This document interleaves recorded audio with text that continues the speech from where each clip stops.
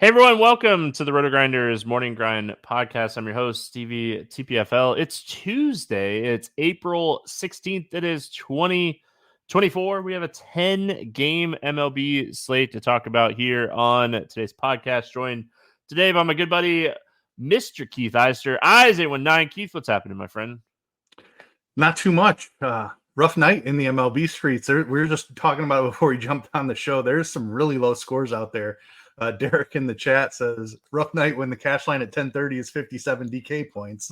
And I completely am feeling that right now. Joseph responds with a ringer here, rougher when you're below it. And yeah, it's been a tough night here. I have Houston and Atlanta stacks all over that have a combined 3 runs.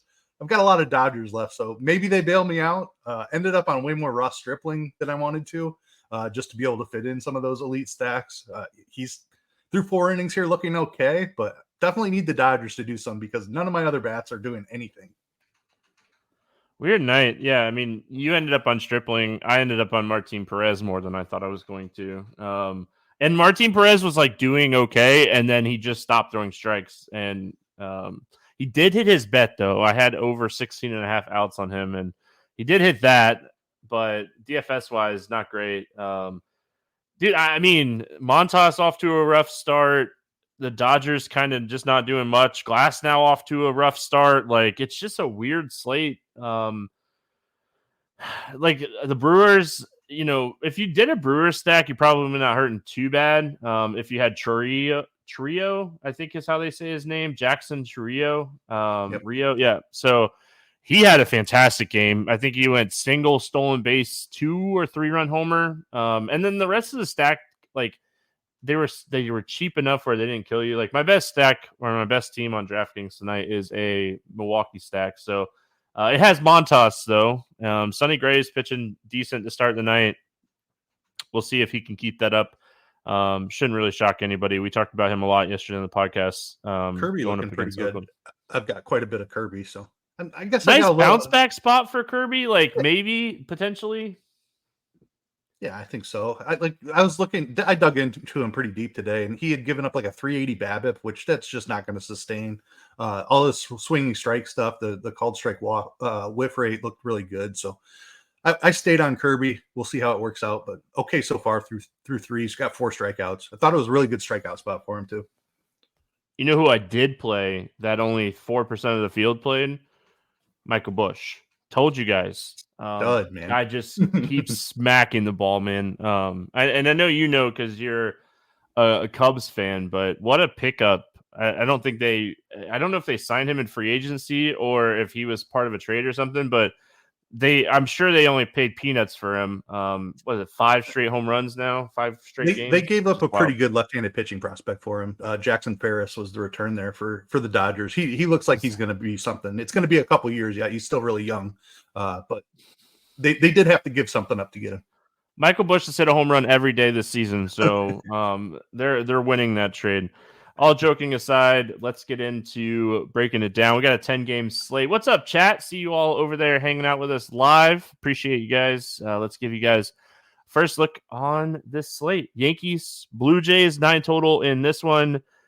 Yankees are 122 favorite. We got the battle of the lefties here. Carlos Rodon against Yusei Kikuchi. Any interest here in Carlos Rodon? Yeah, 2 volatile lefties, two lefties who can get some strikeouts when they're on their game. They can give up some home runs when they're not. I faded Rodon in that last start against Miami. It was a great matchup for him, and kudos to him. He pitched really, really well. I think I prefer Kikuchi on the other side of this matchup. Just Rodon has not been right for seems like 2 years now. I don't know. I'm just not a fan of him at this point of his career. If he puts together a couple of starts in a row, I'm going to have to reevaluate that because he does have a big arm. Like I said, when he's on and when he's healthy, he has massive strikeout stuff. We just haven't seen that guy in a really long time. I think this matchup here against Toronto is much more difficult than the one against Miami. Toronto they don't strike out all that much. They're down around 20% for the season, and they're extremely right-handed heavy. So if Rodon's going to gain ownership on this slate, I'll probably be underweight. if I land there, I don't hate it. But like I said, if I could find the 200 to get to Kikuchi on the other side, I think I prefer to do that. Yeah, so like I don't know if it's just a perfect scenario on like how many lefties they had in the lineup for the Marlins, but like I don't know. I just you look at it and you're like, I just don't expect that. And like, this lineup, the Blue Jays just in general, they're very right-handed heavy offense anyway. And they just don't strike out against left-handed pitching. Like they don't have a ton of power. I don't think this is like a spot you're like running to stack the Blue Jays. I mean, we'll talk about like Bichette and we'll talk about like Turner and we'll talk about a couple of these options, but like you're not running to necessarily stack the Blue Jays in this spot. I just don't think you want to play Carlos Rodon. He doesn't have like a huge strikeout like matchup here. Even in his decent outing, like he had 6 strikeouts, but still struggled to strike out righties. He doesn't have that out pitch against righties. I'm with you on Kikuchi. I think he's a really interesting like tournament, like large field tournament play. He has really good strikeout stuff just in general, and like he's actually started the season on kind of a heater here. Pitched really well against the Yankees in his second start of the year. Struggled against Tampa, which is weird because Tampa's been really bad against lefties this year. You kind of already said you have some interest in Kikuchi. You want to go a little bit more into that? Yeah, it's definitely a tournament play because there's a chance here that the Yankees just touch him up for 3 home runs and he doesn't get out of the 4th inning. That is definitely within the range of outcomes. But you touched on his strikeout stuff. He's over 30% strikeout rate on the season. He's always been a guy who's been able to miss bats a little bit, but seems like he's picked it up a little bit here. Great start to the season, dominated Seattle in his last start with 9 strikeouts. Seattle's a high strikeout team. He was good in that first matchup against New York as well. So I don't love that he's facing the Yankees again in such a short time period. I feel like that's definitely an advantage for the offense in those scenarios. But I still feel like there's solid strikeout upside here. The Yankees have quite a few strikeouts in the lineup. It's in Toronto instead of Yankee Stadium. I think that helps him limit the power a little bit. But definitely a boom bust spot. I'm chasing strikeouts here under 8K is basically the gist of the play. Man, Montas out of the game already. Ouch. Wow. That one's rough a little bit. So I was looking into Kikuchi before we got rolling, and like he is still generating a ton of whiffs. Like this is a guy that generated a ton of whiffs on like all of his pitches, even last year. He just has these games where he just gives up a lot of hard hits and home runs. But the strikeouts are always there. The walks are a little concerning. I was looking at some of his X numbers on Baseball Savant about like his X slugging and his X batting and his X like WOBA. Fantastic. Like he's actually pitching really good. So I mean, do I expect it to continue at this rate? Probably not. Is there a huge difference in anything that I was like digging into? Not really. Some of the spin stuff is a little different for him. So, I mean, that's always a good thing. Yeah, I mean, I think for me, I like Kikuchi. I like the price. Like the price is what's appealing here. We have bats to pay up for on the slate for sure. It's a 10-game slate. So, Yankees bats on non-Kikuchi teams. I mean, it's really hard not to have interest in like Volpe, Judge, Torres. Like, because if Kikuchi's off, this is a team I don't know if I'd like one off these Yankees bats. I think I would either stack or fade the Yankees. Because like if I'm stacking the Yankees, I'm just hoping Kikuchi's not having a good game. Yeah, I mean, it's the walks and the power, right? It has the makings of a blow-up spot. The Yankees have a ton of right-handed power. That's how you want to attack Kikuchi. Judge, Stanton, Volpe, Torres are absolutely in the mix. I don't love the Soto price lefty. He's probably just going to take a couple of walks if Kikuchi doesn't have the control. But I mean, those right-handed power bats, I'm very interested in. Yeah, I mean, I'm just trying to look for any cheapies that might crack the lineup. If Trevino's in there catching, I think he's a solid option. But yeah, it's all about the big power bats, the righty power bats. Man, looking through my teams tonight, like just bad. Just so bad. Oh, what a weird. I know, it's just one of those like weird slates. You're like waiting for the Yankees to kind of, or not the Yankees, the Dodgers to kind of pop yeah. off. The Mariners are popping off, and they got Nick Martinez they're facing right now. So, Blue Jays. I mean, you have to really like the spot for Justin Turner and Bo Bichette. Like Justin Turner's price is really fair at 4,300. Bo Bichette just phenomenal against left-handed pitching. It's kind of weird because, like, you know, Vlad is better against righties power-wise, like upside-wise. You typically want to play Vlad against like right-handed pitchers. Like his ISO dating back to last year's 74 against lefties, and it's like 205 against righties. Like Bichette and Turner, I think those are your main two targets. And I'm still on the train that George Springer just wasn't healthy last year, and we're going to see his numbers a lot better overall. And he was a guy when he was with Houston was fantastic against lefties. So I don't mind like a top half stack here. Get, you know, maybe a Kirk in there if you want to do like a 4-man. But yeah, I don't mind the Blue Jays righties. I just don't think Carlos Rodon is like an overpowering pitcher anymore. Yeah, I'm with you on Rodon. So I have a slight interest here. The Vlad stuff, man, it's wild. He's been off to a really rough start. The ground balls are just killing his power at this point. So I'm probably out on Vlad until I see him turn it around a little bit. Love the Springer take. I'm with you there. I just think he was banged up. He's getting older, so maybe that's just things he's going to have to deal with throughout his career. But if this guy's healthy, I still think Springer's got something left in the tank.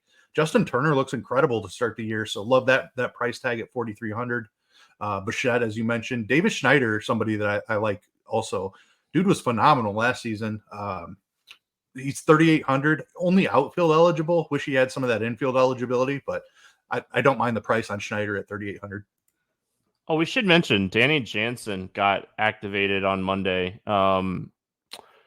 Chat just said it as I was talking about it too. He was great against left-handed pitching last season. He started the season on the IL. He's back. He got a rehab assignment. He had a 308 ISO, 338 WOBA against left-handed pitching last year. Like the more we like talk about the Blue Jays, the more I'm like interested in like a stack of the Blue Jays against Rodon. Like I'm not scared of Carlos Rodon. Like 5 years ago, Carlos Rodon, when he was like dominating hitters, sure. But we really just, even in like his good starts, we haven't seen like 10, 11, 12 strikeout Carlos Rodon because he just doesn't have that like overpowering stuff. And he's typically a fly ball guy too. So, I mean, the more I think about it, the more I don't mind the Toronto bats in this spot. Love the Jansen thoughts. 3,100, cheap catcher.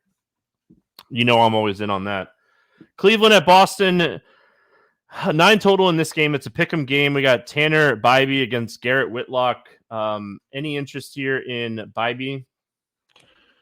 I do have some interest. Boston struck out at a pretty high clip this season. I believe they're up they're 26.8% on the season before the show, which is 4th most in baseball. Bybee has struggled to start the season. He was in a great spot his last time out against the White Sox, and he got beat up for 5 runs, which was completely unexpected. He was very good in the start before that in a high strikeout matchup against Minnesota, and he delivered with 9 strikeouts. And then he was just mediocre against a horrible Oakland team. So very hit or miss to begin the season. I believe in the talent, though. I think Bybee's an above average pitcher. I think Boston's going to continue to strike out quite a bit. So I'm in at 8,700. Yeah, so the last year, if you remember last year, we talked about how like the Red Sox just didn't strike out very much, and like it wasn't like the sexiest matchup to target pitching. It's just the complete opposite. There's a lot of strikeouts in this lineup. Trevor Story being out of lineup definitely hurts too, power wise. So I think we still want to kind of respect the Red Sox lineup because I think overall like there's a lot of talent in this lineup, but the strikeouts are really, really, really juicy. So I don't mind Bybee in tournaments here. I don't want to play Whitlock on the other side. Like, I don't think Garrett Whitlock is necessarily a bad pitcher. Cleveland is such a low strikeout matchup in general that it's really hard to get excited about playing any pitcher against this team. And Whitlock, like, he has good strikeout stuff. It's just not excellent. And like his swinging strike rate is 7.9% with a 27% K rate. That screams regression on the strikeout numbers for me. What are your thoughts here on Whitlock? Yeah, it's the matchup for me. Cleveland they don't strike out. They make too much contact. Add in the park upgrade for them going into Fenway Park. They're not a huge power team anyway, but it certainly helps them with the park upgrade here. Whitlock also not a guy that he just doesn't work that deep into games. He did get over 100 pitches in the start against the Angels, but he hasn't worked more than 5 innings in any start. I'm just having a difficult time finding the upside here for Whitlock. Any interest in the Cleveland Bats? Not a team that I love to stack. It's that lack of power that I talked about. Of course, Jose Ramirez, you can always play. I don't like. I think it was the podcast I was on with Will when I was filling in for you. These Cleveland Bats are just overpriced for their lack of power. Stephen Kwan up at $5K, Josh Naylor at 4,800. I don't like those prices. I know it's Fenway Park and they get a nice boost here, but I'm still not paying up for their minimal power here. Even Bo Naylor, I'd like to play him as a cheap catcher, but he's up to 3,900. If he was 3K, I'd have some interest here, but I don't like the pricing here on Cleveland. Yeah, I mean, just outside of Jose Ramirez, and it's really hard to one off him at his price point, like 5,800. It's really hard price point to one off him.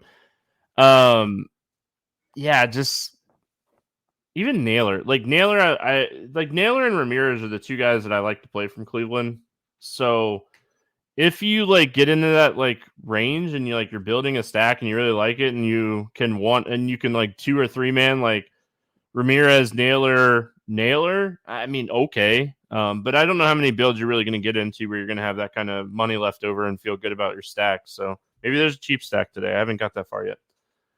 Boston side, I mean, O'Neill's banged up. He's been the hottest hitter in the lineup here. And I'm pretty sure he's in concussion protocol. So I highly doubt he's going to play. It just kind of helps Bybee more. O'Neill's been the hottest hitter for the Red Sox this season. I mean, you can always take shots on Devers, but he's off to a really slow start. His numbers are way down to start the year. I think he only has 2 home runs and he's hitting under 200. So I don't really have a ton of interest in the Red Sox here. Yeah, I don't either. It's weird to not have interest in the offenses in Fenway Park on a given slate, but that's kind of where I'm at. I definitely prefer the Bybee side of this. He has that changeup that neutralizes lefties as well. So even power bats like Devers and Casas, don't love this spot for them. And then it's not a very deep lineup either. So I want to have interest because of the park and because Bybee's had some blow up spots, but I just don't think I'm there today. All right, we're moving on. We got Pittsburgh at New York. I promise there's bats that we like on this slate. We'll get to them. I promise. We got Jared Jones going up against Jose Quintana. No total for this game. I thought that was somewhat interesting. Any interest here in Jared Jones?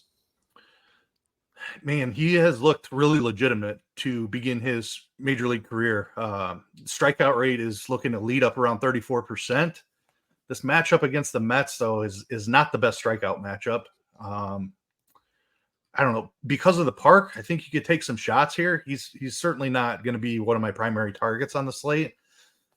If it were a better matchup, sure, I would have a ton of interest. But the Mets just don't strike out all that much. They're down bottom 5, one of the 5 lowest strikeouts in baseball so far this season. So believe in the talent in Jared Jones. I like the pitcher's park, but just not going to be a primary option for me today. Yeah, I like him a lot. This dude has big arm. I love big arms. I feel like you can overcome strikeouts by just having a big arm. And when you're throwing 97 plus, you have the big arm. And we're going to talk about some of the other pitchers in this range, right? Singer is a little bit more than this. Hunter Green, I expect those two guys to be the popular plays in this range. For good reason. Lance Lynn, I think, potentially gets some ownership just because he's facing Oakland. So I think he's kind of in a really good price range for ownership purposes. So I just overall like the talent and I like big arms. This is a guy this is a guy that's not a no-name prospect. This guy came into the season as a prospect. We knew what to kind of expect. If he made the team, he was going to play. The Pirates have some really good pitching prospects, and he was a top 50-ish prospect coming into the season. So this isn't a fluke. The dude throws 97. He has good movement. He has pitches that he can get left-handed hitters out. Like his strikeout rate against lefties is higher than it is against righties this season. So I believe in the talent enough where if he is going to be kind of overlooked here, I'm just gonna play him. So again, like his slider has been deadly, and his fastball is really good. He has a really good fastball with really good movement, but his slider is generating 48% whiffs right now. Like, can that keep up? We'll see. But like you look at the matchups, Miami, okay, but like he did it against Baltimore. Baltimore's a good team, and Philadelphia has a good lineup as well. So I think against the Mets lineup, where like you said, they don't strike out as much, but you don't worry about him giving up the long ball, which has been his issue as much in Citi Field. And like I think you could get a couple extra strikeouts here. So I like Jones. I don't know if he's like a core pitcher for me, but he's definitely like really close to a top 5 pitcher for me on this slate, considering ownership. And I mean, I play a lot of 3-entry max single entry stuff. I don't think this guy gets more than like 5 to 10% ownership today because of the pitchers in this range. And I love the ballpark. And I don't think the Mets are a great offense overall. Yeah, they don't strike out, but I don't think they're going to beat him. And you just kind of hope that, the slider and the fastball are working here. So I like Jones a lot. I don't like Jose Quintana. He's going to get you 100 pitches. He's going to try to throw 6 innings, but the matchup's not bad, But I just Jose Quintana has 0 upside on a 10-game slate. Like his upside's like 20, 22. Not enough for me. I'm with you there. Just not enough upside. He's found a way to limit the power damage later in his career here, but the strikeout stuff just is not there. Don't hate the matchup against Pittsburgh. We've talked about the ballpark, but I'm with you. I just don't think there's enough upside here. I have something like in my nose and it's driving me crazy. Pittsburgh bats. Any interest in the Pittsburgh bats here? I just kind of talked about how he's limited power really well, Quintana that is. And then you add in the great pitchers park, and I don't think I'm stacking against Quintana. He's a guy that's generating a ton of soft contact. I don't think I'm trying to pick on him here. I love McCutchen against lefties. He's a fair price tag. I don't know if I want to stack Pittsburgh by any means. Edward Alvarez is someone that I really like against lefties. They don't play him every day, so like you don't know if he's going to be in the lineup, but I assume that he's in the lineup here. He's started the season really good. Like he's hitting really well. He has 3 home runs already, and he's not an everyday player. So he's 3,500. I think I'd be looking at those types of plays here for, if anything, for Pittsburgh. And then on the Mets side, you can always play Pete Alonso and Nemo. But overall, I think I have a lot more interest in Jones than I do in the Mets bats here. Yeah, I think you touched on something with Jones. The home run ball has been a bit of an issue for him. So I'm probably just picking out power bats here. Trying to find a couple of home runs. Pete Alonso is obviously the number one option here. I like the price tag for Francisco Alvarez, catcher with some power. Brett Beatty is a cheap guy who has a little bit of pop as well. I don't hate that. I don't think I'm stacking it against Jones. I believe in the talent enough that I think the Mets have a hard time stringing together a bunch of hits on him, but it wouldn't surprise me to see him get a home run or 2 here. Yeah, I think Alonso's the guy you target, right? You chase that power and you home run upside. I think that's the guy you're kind of looking at in this spot. Kansas City at Chicago taking on the White Sox. 8 total in this one. The Kansas City Royals, a 142 favorites. We have Brady Singer against Jonathan Cannon. Let's talk Singer first. Gets a fantastic matchup. Again, I'm going to be picking on the White Sox all season with good arms, and I think Brady Singer is a good arm. What are your thoughts here on Brady Singer? Yeah, this is as good of a spot as you're going to find for him. I don't love the price tag at 9,200 because I don't think he's a massive strikeout guy. He did face the White Sox once already this season and went 6 1/3 innings. 4 strikeouts, though. If you can get that up to 6 or 7 strikeouts, now we're talking about paying off 9,200. He put up 18.5 DK points. He did not get the win in that one for what it's worth. So he pitched really well, but didn't get the win. The strikeouts just weren't quite there. And I don't think the White Sox are going to strike out a ton, but the run prevention should not be a problem in the spot. I'm torn. Like, I don't know that there's a ton of upside from the pitchers on this slate. I think that Singer is as safe as you will find. I probably prefer Gilbert slightly more. Hunter Green, you touched on a little bit. He has big upside. We'll get to that matchup in a second as well. But Singer's in the pool, no doubt about it. I am concerned about the upside for the price, but I think he's about as safe as an option as there is on the slate. Going to the other side here, for what it's worth, I like Brady Singer a lot. I think that it's just one of those spots where I'm willing to pay a little bit more for a guy that I think can throw like 6 or 7 like really quality innings against an offense that's probably not going to beat him up. So the other side of this game, Jonathan Cannon is not in the player pool on DraftKings and FanDuel. I haven't checked Yahoo yet. So just kind of a quick breakdown on him. He's not like this huge prospect. He's not a guy that we expected to be in the majors at all this season. But the White Sox arms are just so banged up right now. Like they're just calling up anybody that has talent. So I mean, we saw it with Crochet. He was fantastic. They started a new guy again on Monday night. So yeah, we're seeing a lot of young arms just in general for this team. Not a huge prospect here. I mean, overall, looking at his numbers and looking at his stuff, like ground ball guy, not projected to be like a huge strikeout guy. And his whip was really high in Double-A last season. But like this is a guy that was a Double-A pitcher last year. Started the season last year in high A ball. And like this year was his first couple starts in Triple-A. Like he's shown good strikeout stuff so far in Triple-A, but again, this isn't a guy that was supposed to be in the bigs this year. Like this isn't a guy that is a prospect like everybody knows about. Like I don't expect much from him here, and that makes me kind of like the Royals. I think they're an offense you can target in this matchup.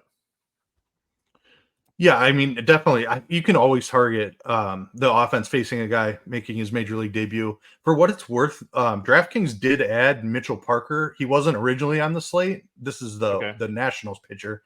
He wasn't initially in the pool. Monday morning, and they did add him. So they DraftKings might eventually add Jonathan Cannon to the pool here. I still don't have any interest in pitching him, even if he's 4K. I don't think I'm taking shots. This Kansas City offense has been red hot outside of a little bit of a letdown today or Monday. I'm going right back to the Kansas City bats, though. Just a guy making his debut, hasn't shown huge strikeout stuff in the minors. Like you said, he's been around 25% in Triple-A, but that's his best strikeout season, best strikeout numbers he's posted so far. I don't think this guy's quite ready. He has a walk rate over 11% in Triple-A as well. Like you said, the White Sox are just throwing stuff at the wall right now, trying to find any talent as starting pitcher. I don't think this guy is quite it. And I really like Kansas City's prices here as well. I mean, Bobby Witt, of course, is expensive as he deserves to be. Pasquantino finally homered on Monday night. Don't hate going right back to him at 4,400. MJ Melendez is certainly somebody that has power, as does Nelson Velasquez. Like this Kansas City offense, I think was slept on a little bit coming into the season. I don't think they're necessarily as good as they performed over the last week or two, but I do think they'll end up around league average.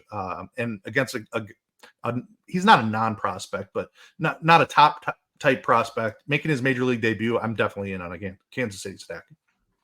Yeah, I mean, at what point does the Chicago White Sox say, "Hey, Kopech, we're going to give you another shot"? Because like might have to. I mean, you're not.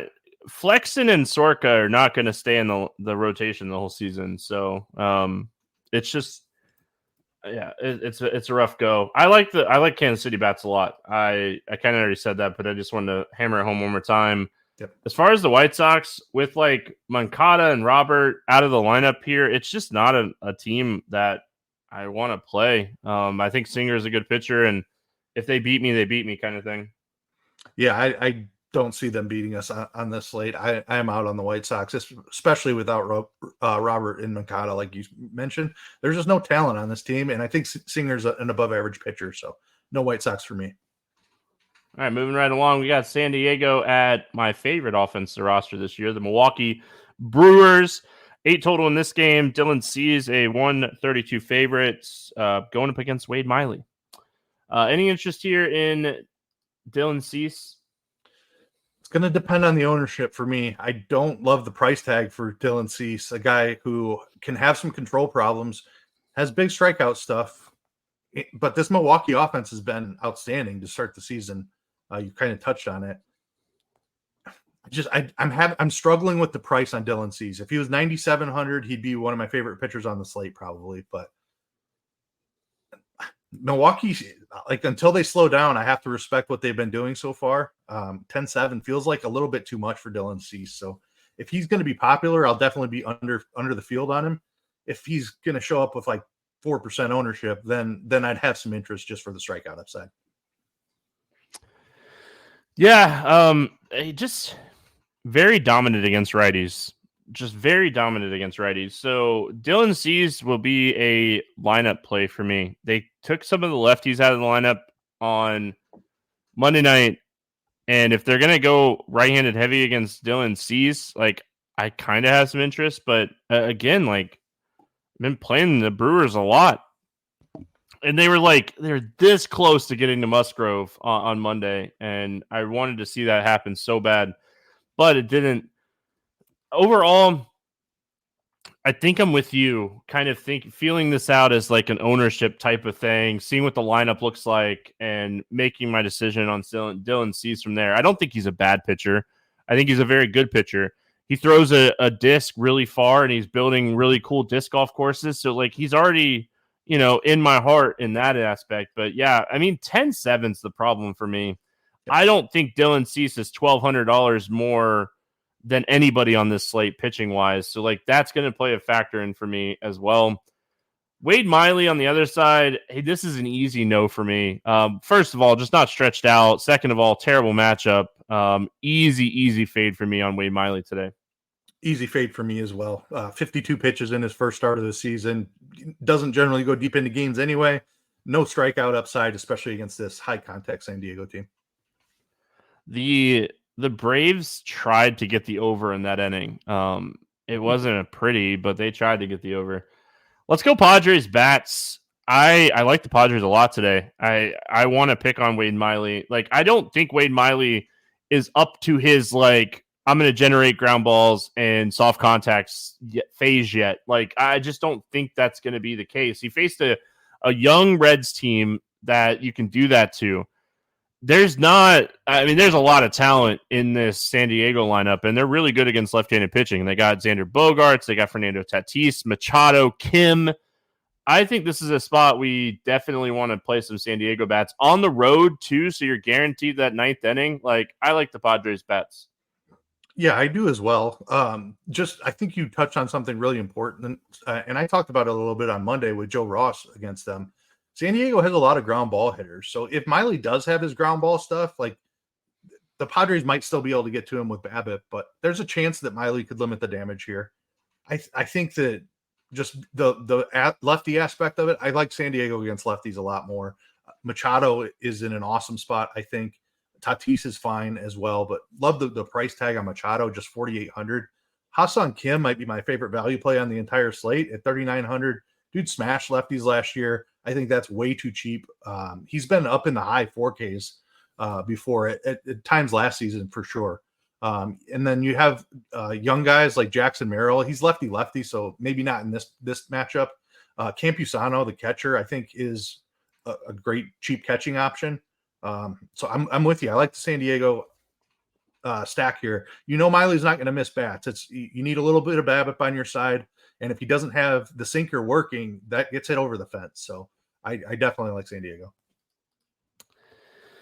Yeah, I mean, overall, if it's working, it could be dangerous, but there's just no strikeout upside here for him. Like, there's going to be a lot of contact made here. So I love attacking teams in those scenarios. Like, especially with the talent this team has too. Like, when you're having a lot of contact, there's going to be some balls that, fly over the fence just in general too. So I think this is a spot you kind of want to look at this team. So and I was looking up earlier, the Brewers bullpen's like a middle of the road bullpen to start the season too. So Milwaukee bats, Dylan Cease, do you keep doing it? I mean, I'm considering it. Like, they've just been so good. Yeah, they have been really good. I was looking at some numbers when you mentioned that. Coming into today, they had a 127 WRC plus, third in baseball, behind the Braves and the Astros. Like they've been better than good. They've been elite so far this season. I don't think they're quite that good. They're going to come back to earth, but why not try to ride the hot streak? Cease, I think they're a team that, like, you're not playing one-offs for Milwaukee. You're hoping that Cease goes out there, cannot find the strike zone, and he racks up 95 pitches in the first 3 or 4 innings, and then you have a bullpen game from there. So I don't hate a couple of Milwaukee stacks. It's not going to be one of my primary targets. I like more than likely Cease is a very solid, above average major league pitcher, and he goes out there and racks up 7 strikeouts and shuts them down mostly over 6 innings. So I don't love the stack, but I do want at least some exposure to them, just because of the fact that Cease has these blow up outings. Yeezy says, "Welcome aboard, Keith. There's plenty of room on the Brewer train." Still not a believer, sir. Yeah. I really want Christian Yelich to be back. And I want him to be healthy, but it sounds like he might end up on the IL here with the back injury. That's a huge downgrade. I love the cheap lefties. I don't know if I full stack Milwaukee today, like I have been, but some of these cheap lefties, like Dylan Cease gives up home runs. So attacking some of these guys that have that home run plus stolen base upside, the Brewers have been fun this year. You look at what they've been doing this year on the base pass too, and it's just their ceiling is just massive. So I don't mind the Brew Crew again. Moving on, we got Atlanta at Houston. Hey, back to Atlanta at Houston. Slight favorites to Atlanta: Reynaldo Lopez, Hunter Brown. This is the same scenario as yesterday, and I feel like we just have to put Monday's slate out of our head and go right back to it. Reynaldo Lopez has been really solid to start the season. He's been one of those bright spots for the Braves who have dealt with a lot of pitching issues, and now Strider's out for the season. I don't know if I want to do Reynaldo Lopez against Houston, but I definitely respect how he's pitching, and I'll be back probably next time out. But Darius Vines pitched decent, and he kind of stinks. I don't want to do Reynaldo Lopez against this offense. Yeah, there's rarely any pitchers that I'll play against Houston. Just too low a strikeout. They're massive power throughout the lineup. So I'm out on Lopez also. I can tell you for certain I'm not playing Hunter Brown, and I might pick on him more than anybody else on the slate. I stacked Kansas City so much against him last start, and he doesn't have it right now. Something's up. I think he's an extremely talented young pitcher that is just something's off. I don't know what's off. I looked into the stats. I can't figure it out. I watched the start. They hit everything. Maybe he is tipping his pitches somehow, because I watched the Kansas City start, Keith. He was throwing good pitches and they just hit everything. They hey, I know it's coming. I'm going to hit it. And they hit everything against him. Yeah, there's no way you can play this guy. He's a better talent than 6,500 when he's right, but he's just not right at this moment. So I think you need to wait for him to figure it out. Big arm, big talent, great curveball when he's right, but he's just not right now. Yeah, I like the Braves stack. I'm going right back to it. They burned us all. We all played the Braves, and they scored some runs. That's not why you're playing the Braves. You're not playing the Braves for RBI singles. I'm sorry. That's not what you're paying these prices for. I'm going right back to the well in the Braves stack here. Yeah, me too. Just too good of a lineup to keep him down for very long. Hunter Brown going through his struggles right now. Don't think it gets any better for him today here against this potent Atlanta offense. If I was picking out a favorite bat, I love the price tag for Michael Harris. He's down in the order a little bit, which generally keeps his ownership in check. But 1 through 9, I think, is playable. Kelnick at the bottom of the order is still really cheap. I love the wraparound stack going up to Acuna and the big boys, just a way to help you fit it in and still get decent pitching. So love Atlanta today. Kelnick's going to figure it out. He's going to he has second chance here with Atlanta, and this team is just too good not to for him to start figuring it out. He's not hitting for power, but he's hitting the ball way better than he did in Seattle last year. So eventually the power is going to come. So yeah, I mean, I love playing him in my stacks. And they had who'd they have in there at like almost minimum salary? Guillorme.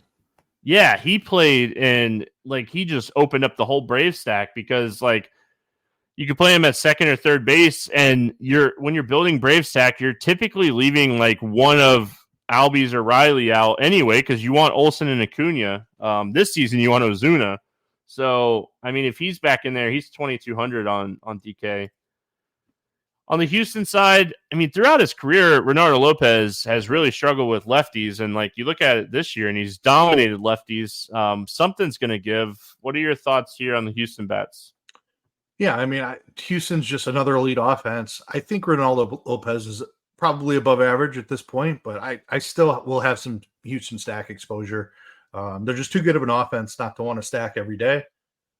The big lefties are my favorite targets, Alvarez and Tucker.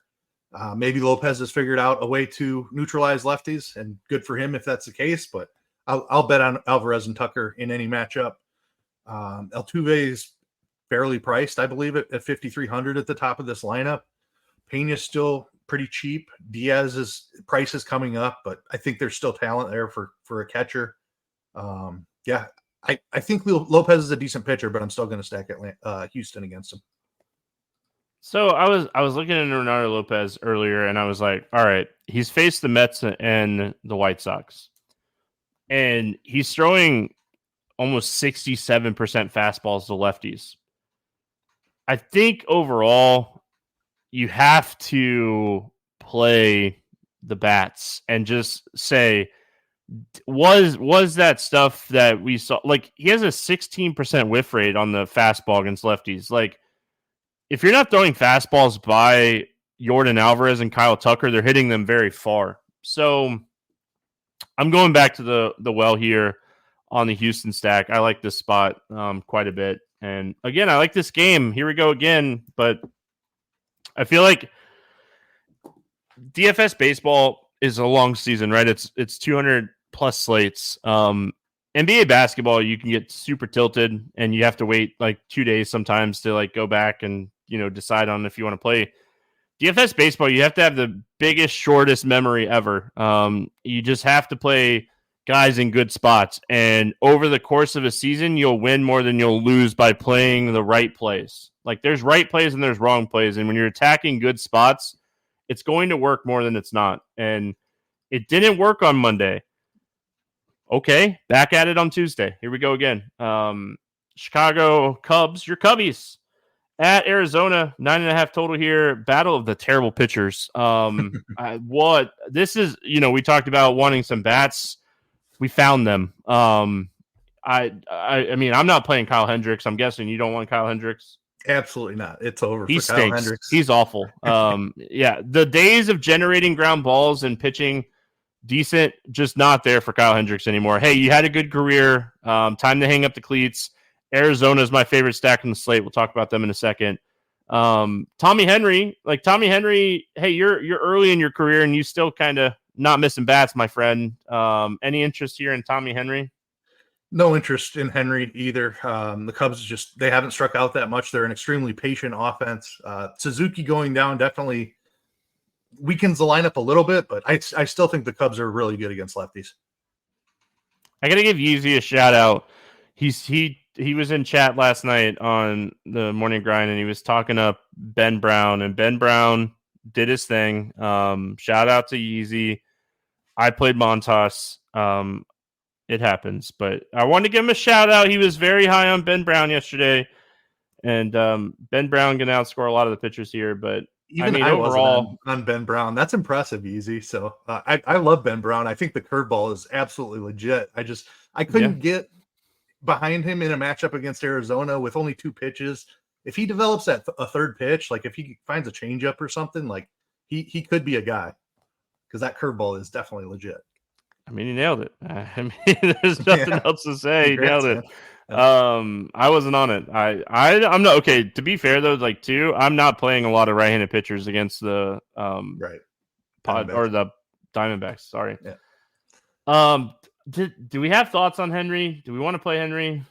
I mean, like you said, Suzuki definitely hurts the lineup a little bit, but I mean, Swanson's still good against lefties. Morel, very good against lefties. They did bring in Garrett Cooper this offseason. He's good against lefties. Bellinger's really good lefty-lefty. I don't think I want to play Henry here. I wish Suzuki was in there, but obviously it stinks. Wisdom on the eye hurts a little bit too. Those are like your power guys, but I think there's enough here that I don't want to play Henry in this spot. Henry's just not a dominant guy. Like, gives up a ton of hard contact. So, yeah. Let's talk about these Cubbies bats. I mean, kind of all the guys I just said. I really like Morel. I think he's one of the top hitters on the slate. I think he's way underpriced for this matchup today. I think all the Cubs are underpriced, to be honest. Horner's probably going to lead off at 4,200, has some speed upside. I like him. Morel, like you mentioned, is probably the top option. Don't hate the Bellinger price at 4,800. Was awesome lefty last year. Happ is definitely better from the other side, so he would be the guy I'm leaving out if picking between the top options. Swanson is fine. Cooper's price is up, but he had a great year against lefties. I am curious to see what they do with Michael Busch. Does he get a start against a lefty here? You can't take him out of the lineup. Like, you DH him, right? Like, you just DH him. Like, you got to have Cooper in the lineup, but you can't take Michael Busch out of the lineup right now. Like, I don't care if it's lefty. You can't take this guy out of the lineup. If you take Michael Busch out of the lineup, you should be fired. Straight, like, on the spot. Like, I'm semi-joking about being fired, but, like, why? Like, this dude he's scorching right now. Yeah, he'll be in there. Who cares if it's lefty? He should be hitting 4th or 5th in this lineup tomorrow saying, hey, I believe in what you're doing right now. I don't know. I'm just saying. Yeah. No, I'm with you. He'll be in there. I think Cooper will as well. One of them will DH, one will play first base, which might mean Bellinger's in the outfield. I really want Canario, the guy they called up to replace Suzuki. I really want him in the lineup. I think he has a chance. He's a bit of a power prospect, has a chance to hit lefties really well. He's only 3,400. If he cracks the lineup over somebody like Tauchman, I'd be really interested in that. Whoever's catching, I have interest in as well. If it's Gomes, for sure, at 3,300. I like the Cubs a lot. Surprise. Yeah. Whoever catches, like either catcher. Yep. I would prefer it to be Yan Gomes because I think Yan Gomes has a little bit more upside than Amaya, but I think both of them are in play here, depending on like who's in there. But yeah, Horner, like I like the Cubs just in general, and I love the Arizona Diamondbacks today. Like I said, they're my top stack on the slate. Kyle Hendricks is atrociously bad, and the Cubs bullpen has been struggling to start the season. So, and if you're getting the runs in this game for Arizona, and they do get to Hendricks, like you're getting the bad part of the bullpen that's been struggling. So I love Arizona today. Yeah, I mean, it's over for Kyle Hendricks. He can't keep the ball in the park. He's never been a guy who threw hard, and he's like under 88 miles an hour at this point, and he doesn't have that pinpoint control from when he was an elite pitcher. Like he's just up there throwing batting practice. So absolutely love Arizona. You can play anybody in the lineup. Carroll is probably the top hitter on the slate for me. I love Christian Walker as well. Like Hendricks isn't striking anybody out at this point. So guys with big time power, but strikeout issues, Eugenio Suarez be another guy in that mold. Jock Peterson at 3,900. Are you kidding me? Like Peterson has 2 home run upside at 3,900. Like I absolutely love Jock today. Me too. Shocked. Anybody that's listened to the podcast for a long time. I have a Jock Peterson Dodgers jersey, and I am not a Dodgers fan. I'm just saying, like there was a run there where I scheduled Jock Peterson home run tweets. People actually thought that was true. Fun stuff. But yeah, I love Arizona today. Like, don't be afraid to play the righties. Like Kyle Hendricks is missing, like he's just not missing bats at all. And the days of him generating ground balls and getting out of innings is just not there right now. So love Arizona. St. Louis at Oakland, Lance Lynn, JP Sears, 8 total. Cardinals are 154 favorite. Lance Lynn, 8,400 here. I actually like Lance Lynn. I think that Lance Lynn's going to give you 5 to 7 quality innings against one of the worst offenses in baseball that actually strike out and can't go like extreme lefty against him. So we're watching Sonny Gray pitch a gem. I don't expect it to be that high, but I think Lance Lynn is a great option today. Yeah, I do as well. like he had a great outing against Philly his last time out. Little heavy on the walks, but like you have to think he's going to eventually get back to having solid control. A little in the matchup against Oakland boosts the strikeout upside. The park limits the home run damage that can be done against him and the weak power in the Oakland lineup. So just really hard to find a path for Lance Lynn not to have a really quality outing here. If he's going to be super popular, I might end up underweight on him with a pivot, maybe for your guy like Jared Jones. I love getting up to Bybee in that situation, but if we're talking about like 20% ownership, I'm going to be over the field on Lynn. Yeah, I like this spot. Yeah. Shocking. JP Sears pitched really well against Texas last time. I don't know if I've ever been as tilted as watching JP Sears pitch so good last time out. No, hit him for 6 innings, didn't he? Yeah, dude, I had a really good team going that night with Texas bats, and it just never happened, and it was so tilting. I don't expect JP Sears to be good. I don't want to play him here. It's the price. If you're looking for somebody at 6K, I think he's in play. I don't know. I don't want to do it either, really, but the St. Louis offense doesn't scare me at this point. The ballpark is awful for offense. I see a path where Sears could be useful at 6,300. I don't know. It's nothing to be excited about, but it's very much like the Ross Stripling or Martin Perez from Monday night. Like, you're not excited to do it. You're clicking the button because you need the salary, and he's a pitcher throwing baseballs at that price who theoretically could have a decent outing. That's what Sears is for me today. My question to you is, why not just play Landon Knack for $400 less? Yeah, I mean, that's fair. He's certainly in that conversation as well. We'll talk about him. And like, it's not 100% that Knack is going to pitch, but like, it seems very likely that he starts today. I'm just saying, I would prefer Knack over Sears. So play Sears has a little bit more strikeout upside, just given the matchup there against Washington. I will say Knack's went at least 5 innings in all 3 of his AAA starts this season, so I do think he's in play. And I was trying to, even before the show when I was just digging into the slate a little bit, I was trying to decide which one I prefer between those two, and I'm still not entirely sold. Knack does have a 27% strikeout rate in AAA this year, so Knack's probably the guy over Sears. You're right. Yeah, he sits at like 94 to 96 with like 98 upside. So I will like JP Sears becomes so much more interesting if they leave all the lefties in the lineup, but I just don't expect the Cardinals to do that. Like, I don't expect them to leave 5 lefties in the lineup here. So I don't know. Maybe they do. Maybe they do, and maybe you could play Sears, but I don't want to. Like, he's a fly ball pitcher. And as bad as the Cardinals stink, I just don't think you can do it. Let's talk about those Cardinals bats. I mean, if you want to pay up for Contreras, this seems like a great spot to pay up for Contreras. Arenado, Goldschmidt have been ice cold to start the season, and we have been picking on them a lot. But I mean, they throughout their careers have been 2 of the best hitters against left-handed pitching for the last, I feel like, 10 years. I don't know how long Arenado's been in the league, but I feel like Goldschmidt is a guy we've played against lefties for years.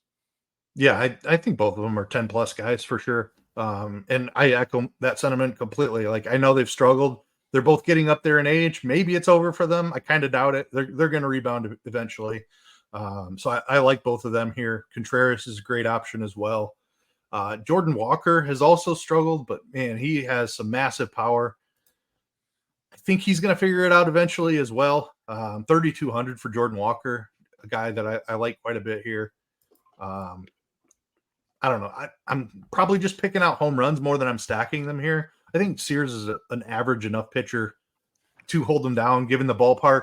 He's going to induce enough soft contact in the air that he doesn't give up a ton of home runs, but he probably gives up 1 or 2 at minimum. So I don't mind trying to find those. Do you think they DH Contreras today and let Herrera catch at 3,100? Like, yeah. He's shown big power against lefties. I think that's definitely a possibility. When you said they wouldn't put all the lefties in there against them, I was kind of thinking, well, they kind of have to play some of these lefties. But yeah, I think the two catchers might be a way to do that. I think that's a very strong possibility. Yep. Good Yeah, call. I mean, with Carlson being out too, like that's another right-handed bat that they lose because he's a switchy. So I like if Herrera's in there, he's probably my like cheap catcher today. Yep. He is a guy that I really like if he's in the lineup. He's had 3 home runs already this year. Like, I don't know how you don't get this guy more at bats with the offense is struggling as bad as the Cardinals right now. Oakland on non-Lance Lynn teams, I think you could potentially take some shots on like Seth Brown and Blade and Nada just because they're so cheap. And like throughout his career, Lance Lynn has struggled with lefties. I'm not stacking Oakland by any means, and I have way more interest in Lance Lynn than I do in Oakland, but I think it'd be a crime to these cheap Oakland bats if we didn't at least mention how cheap they are against Lance Lynn. Yeah, exact same thoughts. I don't have anything to add. It's the 3 lefty power bats that you're targeting here. Cincinnati at Seattle. 7 total in this game. Seattle 136 favor. Hunter Green, Logan Gilbert facing off against each other here. Strikeout wise, Hunter Green might have the highest strikeout ceiling on the slate when we're looking at matchup.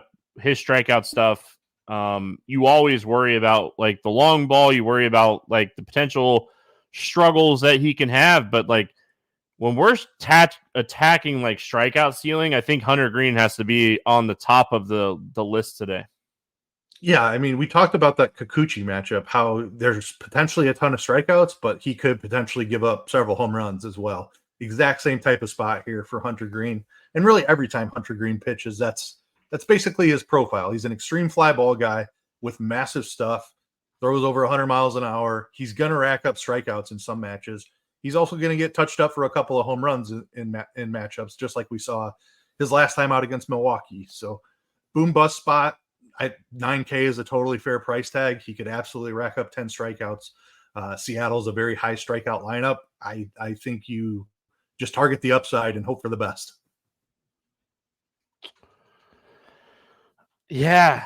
I mean, you could potentially play some Seattle bats or not play a lot of green, but I think you just attack his ceiling here. Logan Gilbert, I think he has a big upside in this spot too. Like you just, as young as the Cincinnati team is, like they are going to beat you days where they're just going to pound you, but they're going to strike out a lot too. And I think Gilbert, like one of my reasons that I didn't love Dylan Cease is because like I can go down to these two guys and get the upside just as much. Like they probably have a higher ceiling than Cease at cheaper price tag. Any interest here in Gilbert? Yeah, tons of interest in Gilbert. Probably my favorite pitcher on the slate. I had a ton of interest in George Kirby in the same matchup because of the matchup, even after he had struggled his last 2 starts. So Gilbert has better strikeout upside. 9,500 is a very fair price for this matchup. Love him in the spot. I think it's very fitting that Glasnow's getting beat up, right? Like it just pounds to the slate, and like you just close this slate and move on so much on Monday night. Like, just done. I don't think I play bats in this game. I think if anything, you're potentially targeting power against green. But I mentioned this yesterday on the podcast. Like Julio Rodriguez is hitting everything on the ground right now. Kind of what you were talking about with Vlad. I talked about yesterday with Julio Rodriguez. Like, I mean, I love the upside of the Reds, but I don't love the matchup. And for Seattle, they just strike out so much that I think you're just targeting power. It was really good to see Polanco hit a home run. He's really struggled to start the season. But any bats on either side for you here? Nothing on Cincinnati. Gilbert's just a really solid pitcher. I do think Green is beatable with power, so I don't mind some Seattle one-offs here. Julio, man, if he's going to get right, this would be the spot for it against an extreme fly ball pitcher.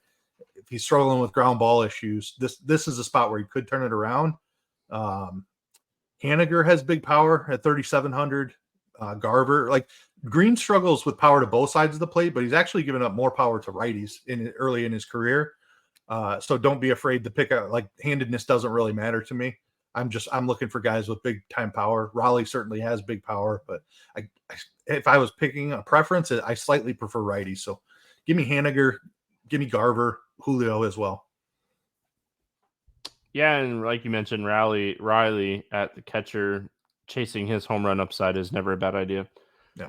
Finish out the slate with Washington at LA taking on the Dodgers. We got Patrick Corbin, and it sounds like Landon Knack will pitch, but we don't know if that changes throughout the day or not. Let's start with Patrick Corbin. Are we playing him today? Absolutely not. He's cheap though, Keith. He's cheap. So Landon Knack is someone. I'll let you go first, and then I'll scoop up what you don't touch on here. Yeah, I mean, we talked about it a little bit already. I think he's a guy who can work deep into this game. I don't love trying to pick on Washington. I wasn't as high as the field on Glass now on Monday night for that reason. Like they just don't strike out a ton. Adding Gallo and Winker and guys like that to the lineup helps a little bit. They're not as extreme low strikeout as they were last year, but still not a ton of strikeouts. That being said, they don't have a ton of power either. And they don't walk very much. So Knack could go pretty deep into this game. He's been at least 5 innings in each of his AAA starts. And the strikeout stuff has looked pretty decent. The control has been well above average all throughout his climb through the minors. So he's a legitimate pitching prospect. We know the Dodgers are famous for developing these arms. He's another line in a long line of their pitching prospects. I don't hate to stab on him at 6K today. Landon Knack has the ability and prospects to be a dominant pitcher in the majors if he can develop the third pitch. He has a really good fastball slider combination. His changeup is okay. His curveball is awful. If he can if he can get that third pitch, whether it be a changeup, a cutter, whatever it may be, like he has that upside. But control wise, this guy, he was drafted because of his control and was talked about a lot because of his control in college. He big time, like you heard about Landon Knack a lot in 2020 when like we had the shortened seasons because of all the COVID stuff that happened. So I think the potential is there. I just kind of want like 5 clean innings here. I really think like 15 points at 6K is enough for me on this slate. I think there's a lot of good pitching options on this slate, and you might want to prioritize pitching on the slate by the end of the day. But I think that if you're going to go down here, I think he's an option for sure, just overall. So any interest in the Washington Bats here? Mild interest, and that's just because Knack's making his major league debut. Anything can happen in baseball. We just saw Washington touch up Tyler Glasnow, so they could certainly get to Landon Knack.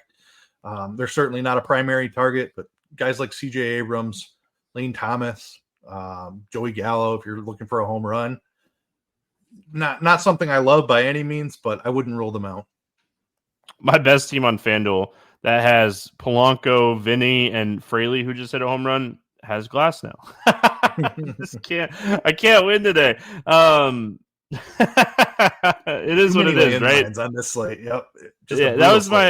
That was my Kansas City stack, and like if the Royals did anything, but I mean, it's one of those slates you just brush off and move to the next one. And you're like, all right, I'm gonna have losing slates. I'm not gonna win every slate of baseball season. You know, win every slate of baseball season, you'd have a really great year because I mean, Anyway. I don't have a ton of interest in Washington just because like you look at the bats on the slate and you're like, do I really find a way to get to Washington? But I mean, I like the Dodgers a lot today. Like it's Patrick Corbin. They're the late night hammer. They're expensive. They're not going to have a ton of ownership. And Mookie Betts might be the best hitter in baseball this year so far, outside of Michael Busch. I just overall, I love the Dodgers, and I want to play all the Dodgers, like all the cheap ones that would be in there. The lefties on the lefty against Corbin. I don't expect Corbin to go deep into this game. So, I mean, I love the Dodgers. They disappointed like on Monday as well, but right back to it. Yeah, right back to it. Awesome spot for the Dodgers. 1 through 9, stack them up. Teoscar Hernandez might be one of my favorite hitters on the slate at 5K. Mookie's been incredible, like you said. Don't mind lefties. Will Smith, if you're spending up at catcher. Chris Taylor is super cheap again, 2,800. I think he's even cheaper than he was on Monday night. If Kike's in there, he's 2,900. whatever cheapies are in there, stack them up 1 through 9 and play. All right. Don't look. They will make you mad if you look at the first place lineups. Nothing makes me mad. I don't get mad. I get tilted in NASCAR. I'm still tilted about yesterday. Anyway, moving on. Let's play the morning grind game, and then we'll get out of here. Under 8K to get 6 or more strikeouts. Who you got for us today? I think it's very obvious who you got, but go ahead. I have Yusei Kikuchi. Yeah. That's the right answer. For anybody wondering, that's the right answer. Honestly, I don't like any of these guys because I just don't see a ton of upside with any of these guys. So, yeah, I mean, I'll take none of them. Give me Knack. And I don't even love this. I just think he's the best option of what's left. So give me Knack. Over 8K to score under 15. Who is your bust today? I'm going to have to go with your boy Garrett Whitlock. Just a tough matchup for him against Cleveland. Probably doesn't go too deep into the game, and Cleveland doesn't strike out much. Yeah, I hate going second on this show. Absolutely hate going second on this show. Derek asks if Patrick Corbin is easy to steal on. We did not talk about that, but yes, I think he has the second or third most stolen bases allowed since the start of last season. So, yes, the answer to that question is yes. Which is weird because he's a lefty, but yes. So I think he has a high leg kick, right? Like he doesn't have like a slide step. He has a high leg kick, and that's probably why. Slow to home plate. Yeah. So there you go. Answers that question for you, Derek. But over 8K to bust. I love the Whitlock call. That's who I had written down. Reynaldo Lopez is cheating because he's right at 8K, but give me Reynaldo Lopez. I'll give it to you. It's my show. I don't have to give permission. Over. Listen, I always say the number right on it is good. Over 4K to get it to hit a home run. Who's going yard today? Kyle Hendricks is dust, and Corbin Carroll is going yard. Could be worse. You could pick Juan Soto like I did yesterday. Over 3, over 4. Man, I love those Yankees lefties on Monday night. Yet another team that just fought. Just weird slates, man. Weird slates. Give me Kyle Tucker to hit a home run today off of Reynaldo Lopez. Under 4K to get 2 hits. I have a feeling you're going to steal mine, but go ahead. Maybe not. Yeah, maybe. Ha-Seong Kim against Wade Miley. Oh, no. Okay, yes. Sweet. Jock Peterson, baby. Yeah. Under 4K. I know, like, he hasn't been scorching to start the season, but, like, Jock Peterson has a really good eye. The power is going to come. The home runs are going to come. He's been getting on base. Like, that gives you upside in itself. So, yeah, I love Jock Peterson today. Stack to score 6 or more runs. Who do you got? I think there's a lot of options today. I'm going to go a little bit off the board and go with my guys. Give me the Cubs against Tommy Henry. I like the way they set up against lefties. Are we like foreshadowing a bet in this game? Because I like Arizona. Should we be betting the over in this game? I am not going to bet on Kyle Hendricks. Come on. Oh, on the over? Yeah. Over. Yeah, I like the over. Said the yes, over. Yes. I didn't say. I thought you wanted me to take the Cubs and you take no, we're betting on. I'm on the over. Yep, I like the over. Yeah, I'm gonna lock this in now. 9.5 minus 120. Let's just lock it in. There you go. Speaking of bets, let's get to the betting portion of the show. Anything standing out to you here in the betting market today? Wasn't anything up before I jumped on here. Still isn't. Wade Miley is the only pitcher prop posted, and he's at 2.5 strikeouts. I will probably be avoiding that one. Heavily juiced to the over. Yeah, no, nothing really standing out. Unfortunately, not a lot posted up there. Yeah, no props that I saw. And I was looking. Pulling it up again just to see if it's up because it wasn't up yet. It's still not up. So I think it's going to be really close to like even money in this Pittsburgh New York Mets game. If you could find like the Pittsburgh Pirates first 5 where it's really close to even money or better for them just to win the first 5, like not laying any points or anything. I really believe in Jared Jones, and I don't believe in Jose Quintana. So I like Pittsburgh's first 5. I don't trust, like, I love these first 5 bets, Keith. They've been like the most profitable thing for me this year because you just throw bullpens out of the water, and like the Mets have a good bullpen. So I like the first 5 more than I like the full game here, but that's not up yet. I don't know why the Pittsburgh line's not coming up yet, but it's not up yet. So I'm tempted to go back to the over in the Atlanta-Houston game. I think you could, depending on, I'm going to pull it up really quick. First 5 for Atlanta-Houston. I mean, you're getting Braves at -120 for the first 5 win there. I do think Lopez is a much better pitcher than Hunter Brown, but I don't know if I want to even touch that. If anything, I'd bet the over in that game. Any final thoughts before we get out of here? Fun slate, lots of pitching, lots of good offenses, so should be a fun one. That's going to wrap it up here for Tuesday. We're back Wednesday. I'm pretty sure we have an early slate breakdown on Wednesday. I think Wednesday's slate is an early slate. I remember Meansy saying something today about it, and I'm pretty sure me and Devin both scheduled early shows Wednesday. I'm pulling it up. Yes, so early slate Wednesday. Not only will we be breaking it down with Tim on the podcast, I'll be on Crunch Time Wednesday with my good buddy Cheese. You might know him. Cheese is good. So that'll wrap it up for Monday or Tuesday. Have a good one, everyone. We're back tomorrow talking baseball. We'll see you then.